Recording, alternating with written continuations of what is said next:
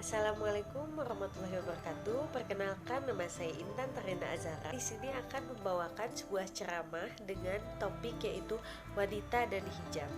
Assalamualaikum warahmatullahi wabarakatuh. Alhamdulillahi nazzalal furqana ala abdihi liyakuna lil alamina nazira. Asyhadu an la ilaha illallah wa asyhadu anna sayyidana abduhu wa rasuluh al-mab'utsu rahmatan lil alamin. Summa assalatu wassalamu ala alihi wa sahbihi ajmain. Amma ba'd. Seiring dengan desahan nafas dan denyut nadi, hati yang tak pernah berhenti untuk bersyukur kepada Sang Ilahi Robi, karena dengan nikmatnya kita bisa berkumpul di majelis ilmu yang insya Allah penuh dengan berkah. Amin ya robbal alamin.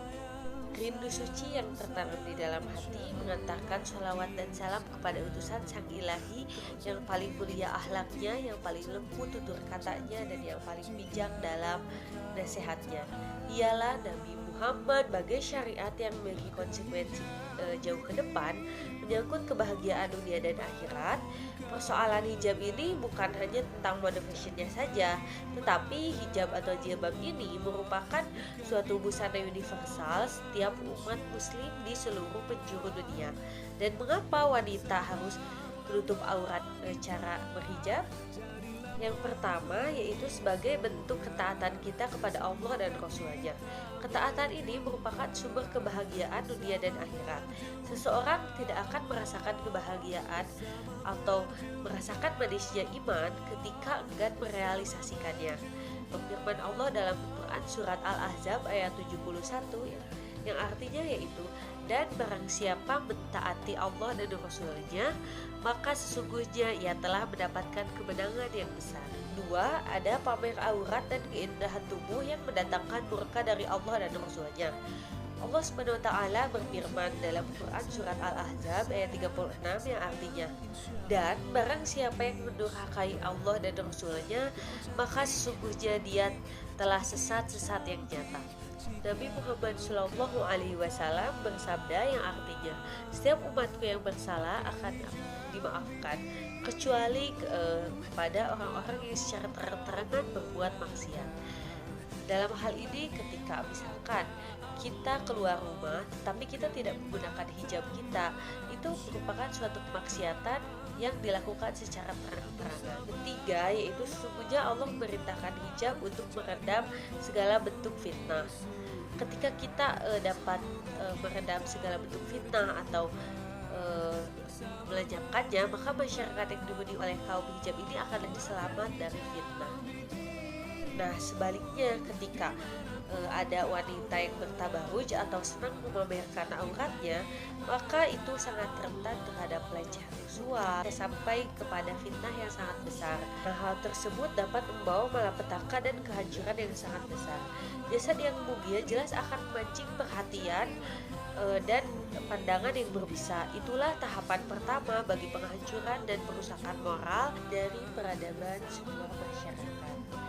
Miris sekali ya ketika kita melihat hal seperti itu. Orang penyair juga berkata, berawal dari pandangan, lalu senyuman disesuai dengan salam, kemudian menjadi pembicaraan, lalu berakhir dengan janji dan pertemuan. Yang terakhir nih, seorang wanita muslimah yang memakai hijab juga secara tidak langsung berkata kepada kaum laki-laki bahwa tundukkanlah pandanganmu, karena aku bukan milikmu dan kamu juga bukan milikku. Aku hanyalah milik orang yang akan menghalalkanku karena Allah.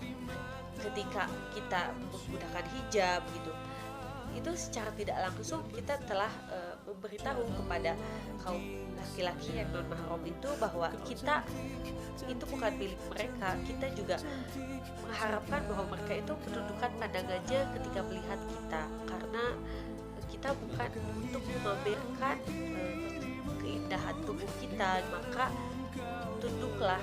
Adapun wanita yang bertabaruj atau memamerkan keindahan tubuhnya secara tidak langsung akan berbicara kepada fuckboy tersebut silahkan Anda menikmati keindahan tubuh saya, silahkan Anda mendekati saya, apakah Anda mau memandang saya gitu, karena dia bisa menikmati keindahan tubuh si wanita yang memamerkan aurat tersebut. Lalu manakah nih di antara kedua wanita tersebut yang lebih merdeka? Ya jelas jawabannya itu wanita yang berhijab, karena wanita berhijab memaksa setiap lelaki untuk menundukkan pandangannya. Oleh karena itu Allah Subhanahu wa taala menjelaskan hikmah di balik perintah mengenakan hijab dengan firman-Nya pada Quran surat Al-Ahzab ayat 59 yang artinya yang demikian itu supaya mereka lebih mudah dikenal, karena itu mereka tidak diganggu dan Allah Maha Pengampun lagi Maha Pengasih. Wanita yang menampakkan auratnya, keindahan tubuhnya serta kecantikan parasnya laksana pengemis yang meringik-ringik untuk minta dikasihani. Sungguh mirisnya, karena tanpa sadar mereka juga rela untuk menjadi bangsa laki-laki yang bejat dan rusak, sehingga wanita tersebut bisa menjadi terhina, murahan, bahkan sampai kehilangan harga diri dan kesuciannya. Sesuatu yang sangat miris ketika kita tidak berhijab, kita menjerumuskan diri kita sendiri gitu. Yuk marilah kita berbondong-bondong untuk hijrah dan menjadi pribadi yang lebih baik lagi dengan suatu hal yang kecil saja, yaitu dengan kita berhijab, salah satu usaha kita untuk mentaati perintah Allah Subhanahu wa taala. Demikian yang dapat saya sampaikan. Semoga ilmu yang kita dapat di majelis ilmu ini dapat terrealisasikan di dalam kehidupan sehari-hari. Mohon maaf bila ada salah-salah kata maupun perbuatan, karena sejatinya kesempurnaan hanyalah milik Allah dan kesalahan ada pada diri saya sendiri.